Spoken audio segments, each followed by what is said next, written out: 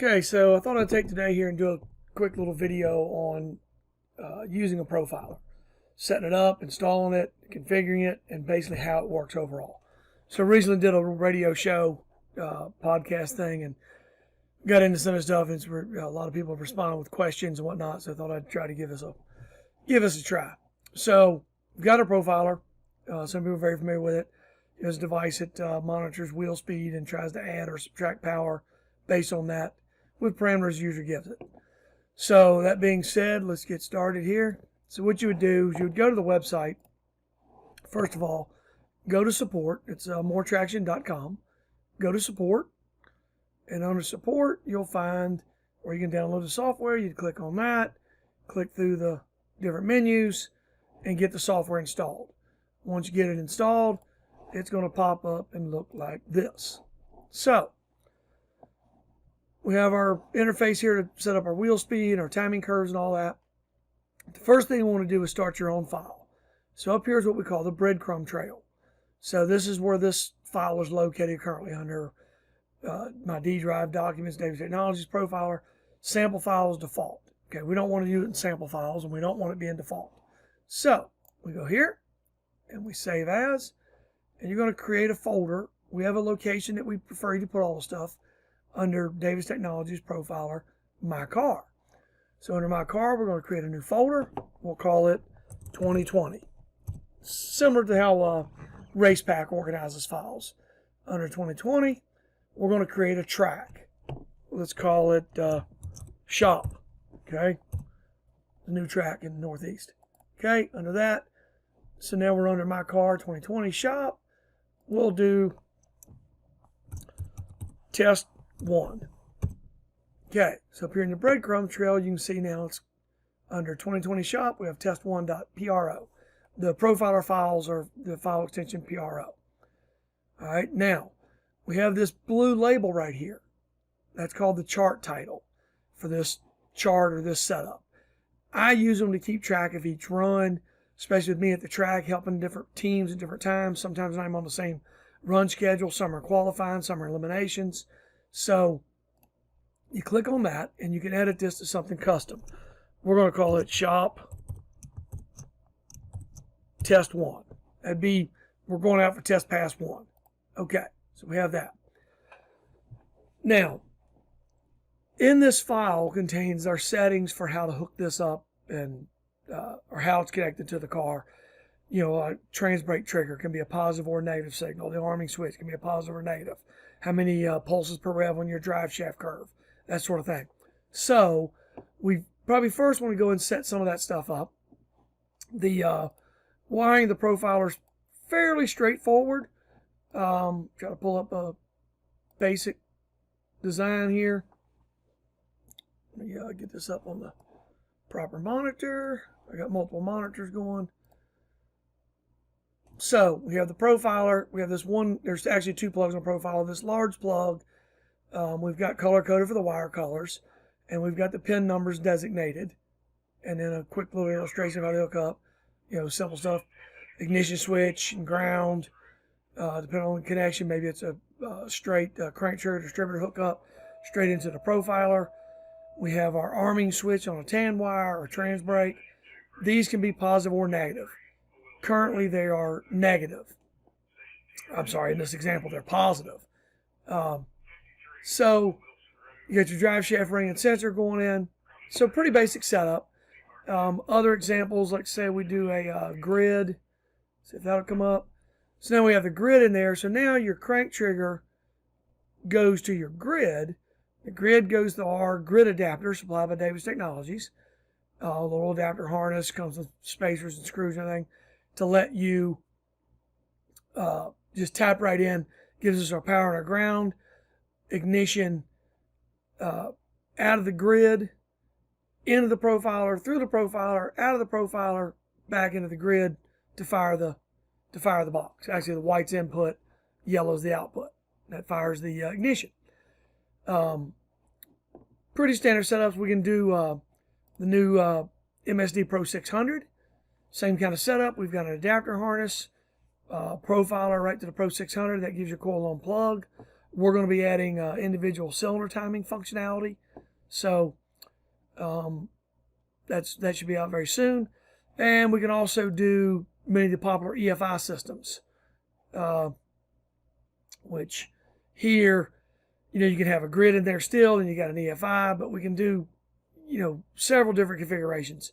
We have profiler setups that are specifically for Holley or Fuel Tech or Haul Tech or Motec. So they're usually kind of plug and play installations, pretty straightforward. So going back to this, we have to go into settings and system options. And here we can set up a lot of these things we talked about, that we're going to use an arming switch. The arming switch is a positive signal or a negative signal, so we're going to leave it at positive. The trans brake, is it positive or negative? Are we using the bump/auxiliary wire? This can be a bump button, and then later in the run, that button can be used to run a shifter, something like that on the profiler. It's got some event timers to use shifters and whatnot. We've got a setting here, universal setting for button lockout. That prevents you from hitting the bump button or one of the buttons too fast and getting multiple bumps by accident. We have a ramp in. We'll get into this later. That's how fast the profiler is allowed to ramp timing back in when a correction is over. We have the pre-launch, PL, ramp in and out. This is for using like our spool assist, or if you retard timing while you're on the trans brake, when you let off the trans brake. Actually, when you let off the trans brake, the timing changes your instant, but if you're using like spool assist, or when you press the trans brake, how quick does the timing swing from, say, 28 degrees down to 18? How fast does that 10 degrees go away? We have event retards. Again, this goes back to the events in the profiler. If they're being used for shifting, you can have it do a retard at the time it shifts. You can set how many degrees, how long it lasts. Is there a delay from when you actually trigger the shift and when the retard happens? Because your transmission doesn't shift as fast as electricity travels. So, pretty versatile system there. You set how many pulses per rev you have on the drive shaft. We'll leave it at 8. On the events, we can set is the trans brake control on, is the event 3 an event, or is it a trans brake control? Is event 4 event, or is it a trans brake control?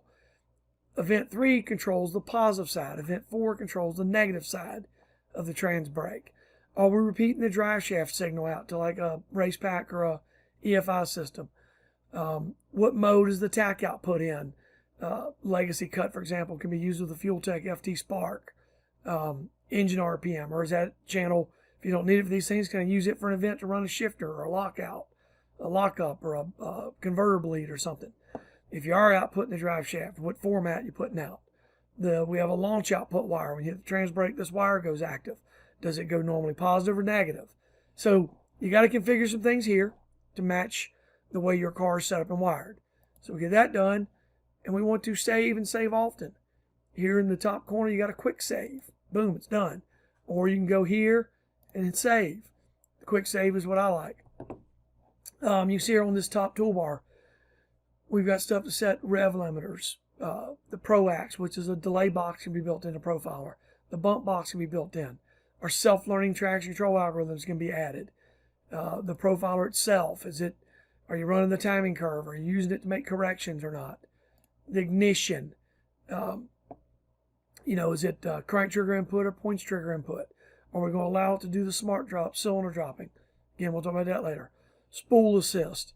When I get to X amount of boost, I want to go to this timing. When I get here, I want to control this channel. So we can have the spool assist run a dump valve on the transmission until you get into a certain boost level. Then it goes up to a different RPM, different timing point. So Profiler is a lot more versatile and has a lot more features than most people realize. But we'll get into all that in separate videos. We can only cover so much here. We're already 10 minutes in. So you've got your car configured and set up, and we want to start our first curve. Okay, so we need a run. So we can go and import a run. So I'm going to go import. I've already got a few saved. If I can find them in any kind of reasonable period of time. There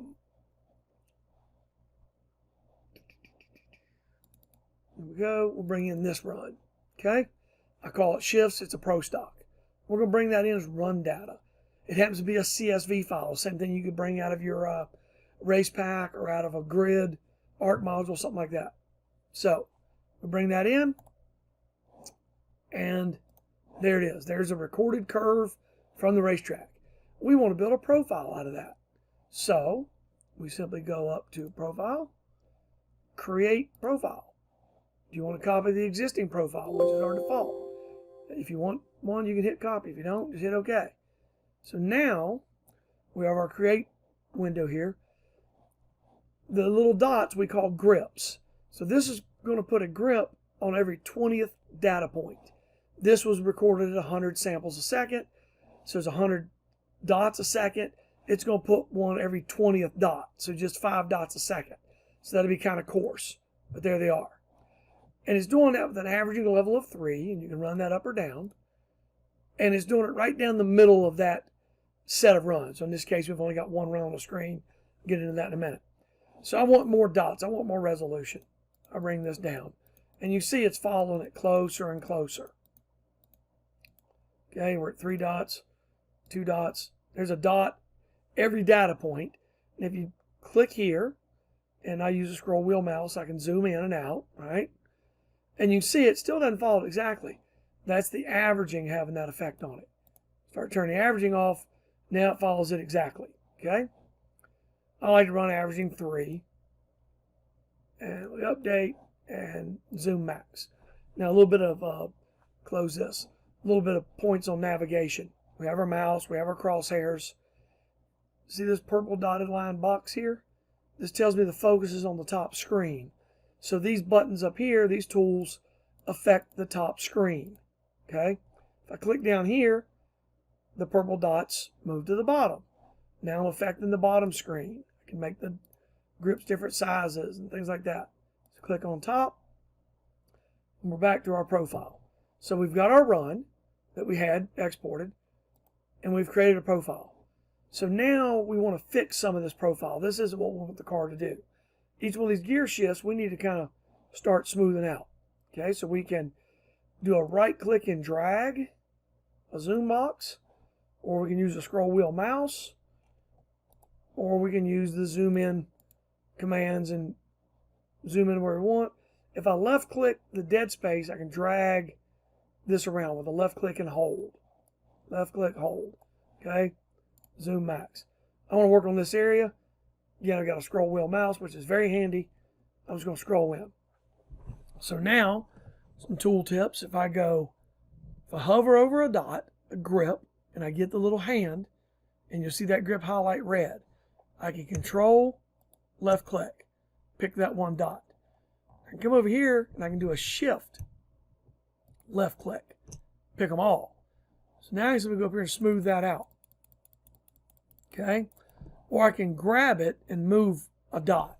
The rest of the highlighted dots in red will try to follow. So if I grab one in the middle, get the hand, left click and hold, you see all the dots follow the one I'm moving. Okay? If I grab one towards the end, it's going to be more severe because there's only one dot there that can't move. So we do that. If we get something like, say we end up with something like this, we can do another shift left click, highlight more, smooth that out. All right, so we can fix that. We can bring this down, bring this one up a little bit, smooth, smooth, smooth, smooth. So let's say that's what I want my car to do. Escape gets rid of your selection.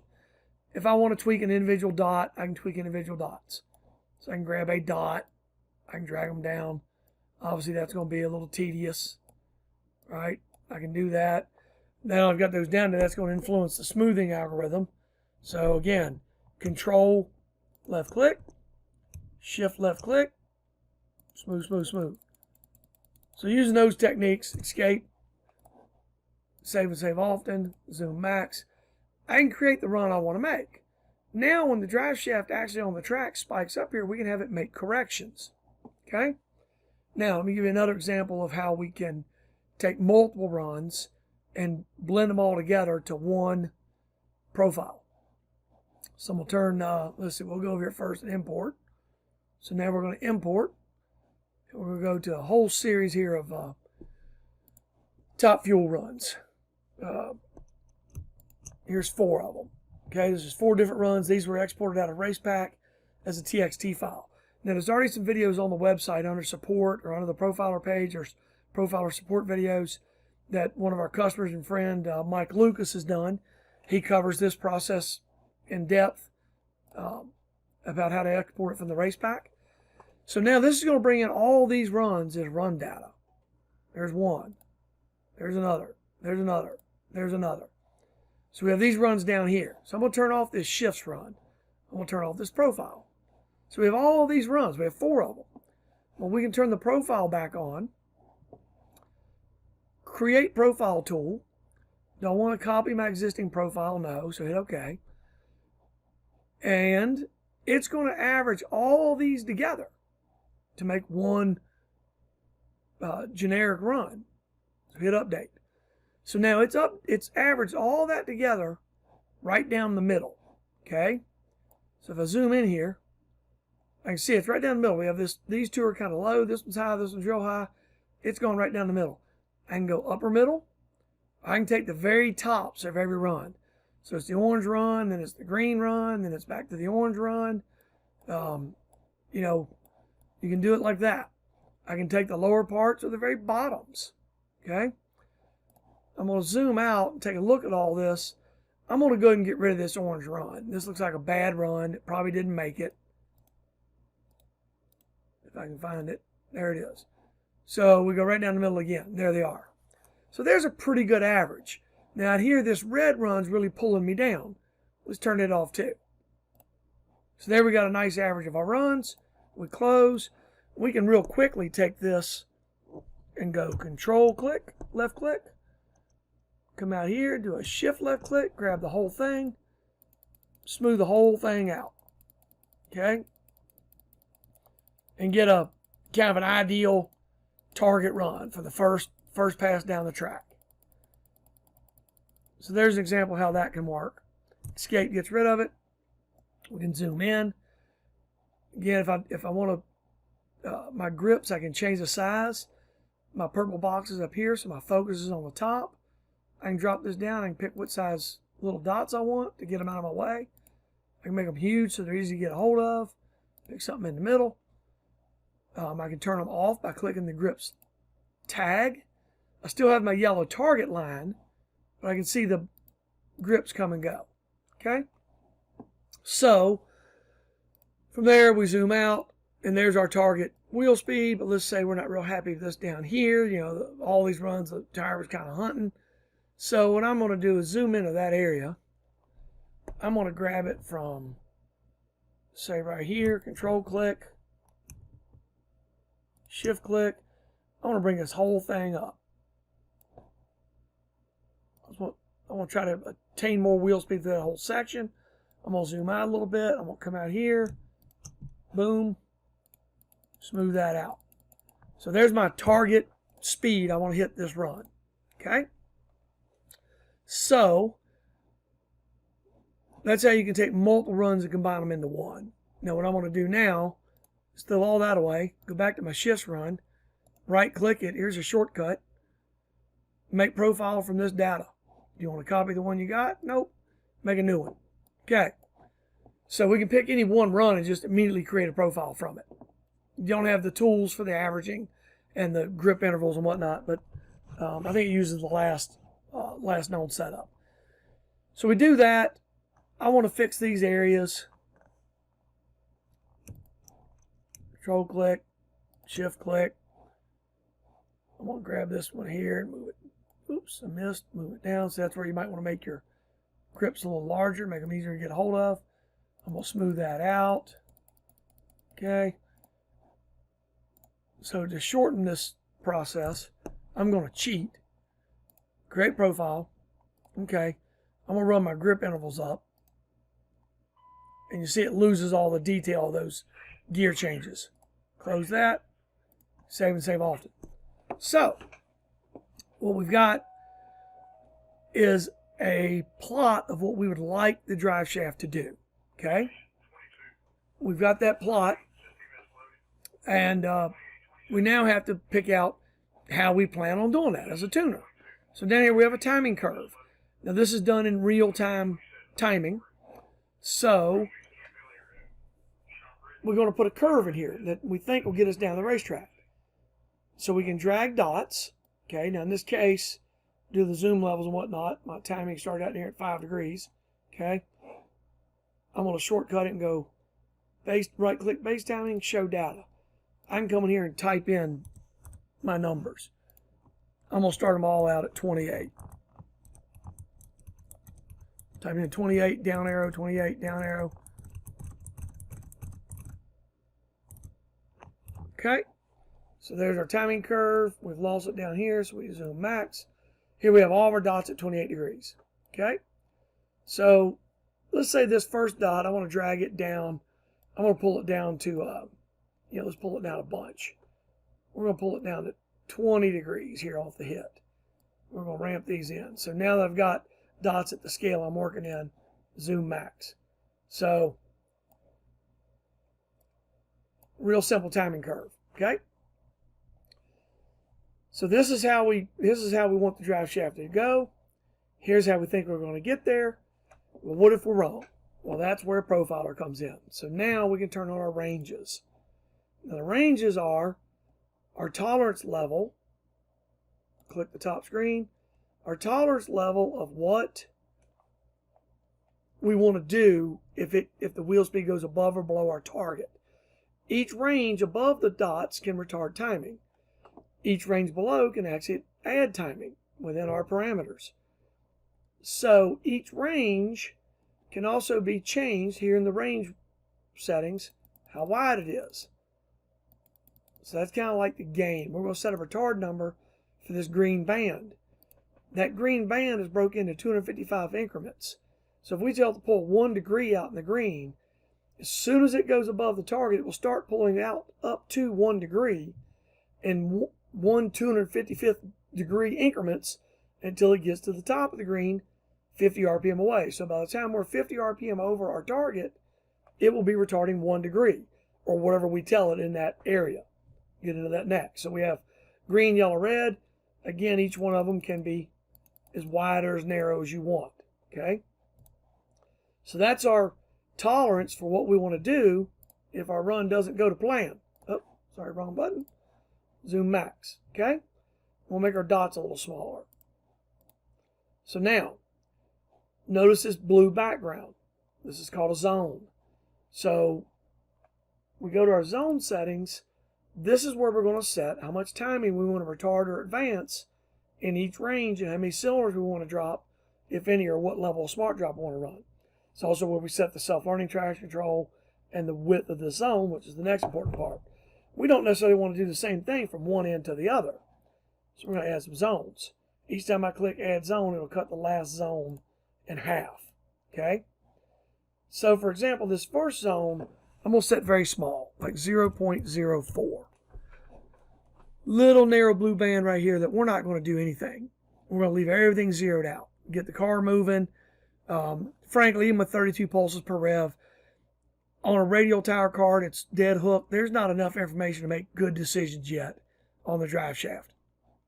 We're sampling 1,000 times a second, 32 pulses per rev on the drive shaft, and even that's not enough to do a really good job of plotting out the drive shaft for comparative purposes. So 0.04, don't do anything. By 0.04, we've got good data coming in on any car.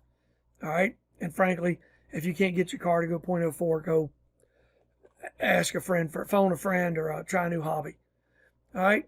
So now this next zone, I want to run it out to say to 60 foot. Let's go 1.0, Pro Mod. All right? Then we'll go out to, say, the first. In this case, we'll go here to this shift. This window up here gives me our time where the cursor is. So we'll go to 1.01 to 135. So I'm going to create a boundary right there. Now I can click these and really narrow in on it. So now I've got this special zone here just for that shift. We'll get to that in a second. The next one's about 1.9. So I need to add some more zones. And we'll make this a little bit in depth because this is a pro stock with shifts. So I'll show you how we can deal with those. So 1.9, we're going to come here. 1.9. That starts a new zone. Let me fine tune that a little bit. We'll bring this guy here into, let's try 2.1. Make that one a little longer. Our next shift is out here at 3 seconds. We'll make this zone 3 seconds. And we'll add some more zones because we got so many shifts. We'll go to 3.2. Okay. Fine tune that a little bit. All right. And we'll run this out here to 450. 4.5. Fine tune that a little bit. And lastly, add one more zone. And we're just going to back this guy up with the arrows to bracket that last zone. Now, those colors are a little difficult to see. So you can right click on any zone and change the transparency or the kind of the contrast of it. Okay. And then something I like to do is go to each one of my shift zones, right click. I'm going to change that to this neon blue. I'm going to do each one of them that way, so that the shift zones stand out to me pretty distinctly. I believe that's one. Yep. And finally this last one. Okay. Now we can go a step further. We can even rename each zone. So that's going to be the 1, 2, 1, 2 shift. This will be the 2, 3 shift.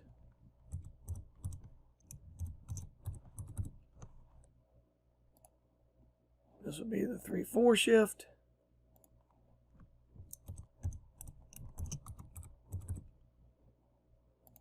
And finally the 4, 5.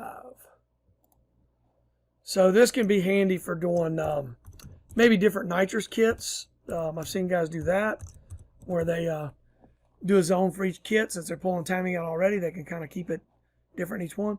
So as you can see, you can get pretty in depth. You can add as many zones as you want. You can do what you want. If you set them all to do the same thing, then they're essentially not there. Okay. Now we've done a fair amount of work there, so we want to save and save often. Okay. So now in each zone, we're going to set what we want the profiler to do if it goes out of range. So we'll say we'll take out 1 degree here, 2 degrees here, and up to 4 degrees here. We're going to add a half a degree and a whole degree. And we can go along. In the shifts, we probably don't want to add any timing as it's dropping this RPM right here when he's clutching or the automatic shifting or whatever.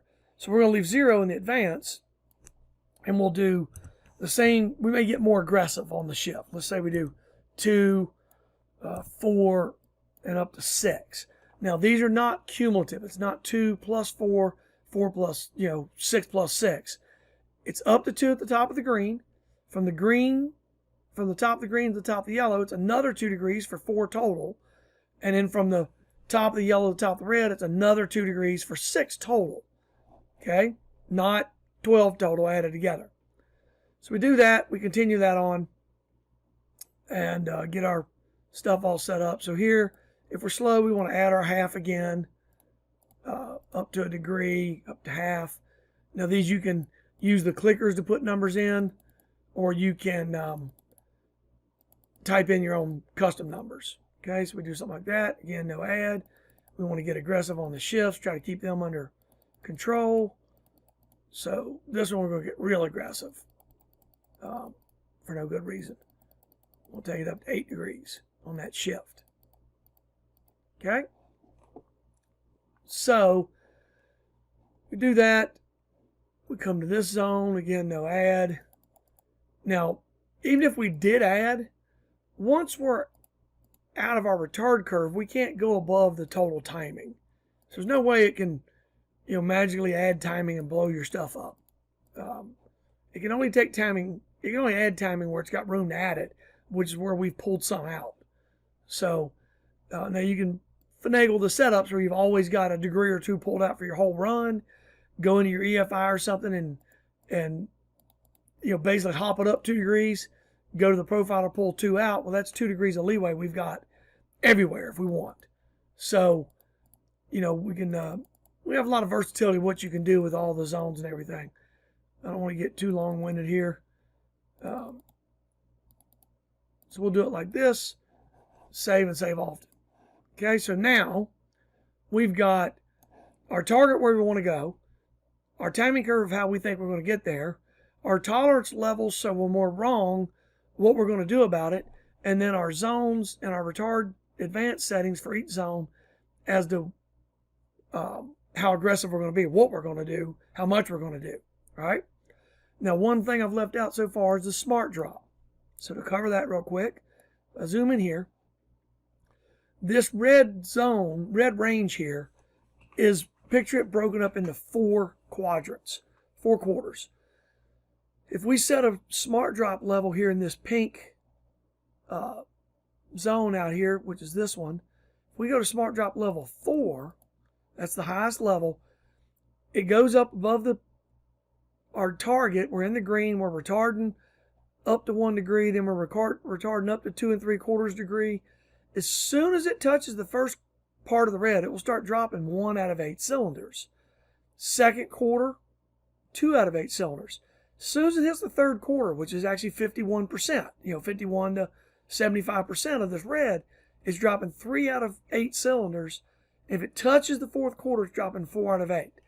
Now, if we're dropping 1 out of 8, we don't know which one's number 1 or number 3. We look at it like A through H.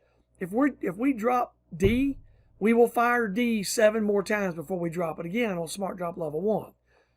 That's why it's called smart drop, not stupid drop. It's not dropping the same hole over and over and over. It gives that hole a chance to fire and do some stuff. Clean the cylinders out and all that. Keeps it happy. We're kind of known for our super smooth rev limiters. The blown Pro Mod guys love it because it's easy on blower belts. The Pro Charger guys love it because it doesn't beat the drives up. So our two-step's really smooth. If you watch a car with zoomies on slow motion, you can see us moving those cylinders around, not dropping the same one multiple times in a row. Other rev limiters do that, and it's hard on the motors. So an interesting fact about the smart drop, so this is on level 4, it's dropping 1 out of 8, 2 out of 8, 3 out of 8, 4 out of 8, and it's retarding those that are firing. If we set this to level 1, the first quarter does retard only, second quarter retard only, third quarter retard only.